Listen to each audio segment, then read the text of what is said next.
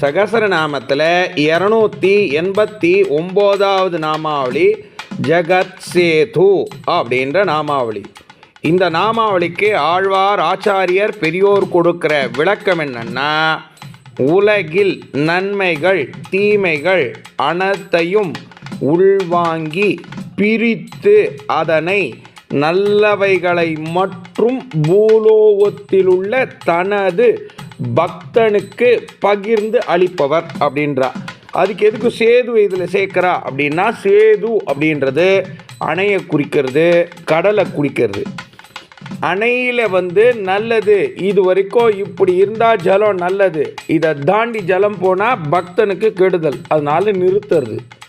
அதே மாதிரியாக கடல் இது வரைக்கும் இருந்தால் நல்லது, இதை நாம் உள் வாங்கிக்கலைன்னா பக்தனுக்கு கெடுதல்னு முடிவு பண்ணுறது சமுத்திரமும் அணையும். அந்த மாதிரி பெருமாளாம் விசேஷம்.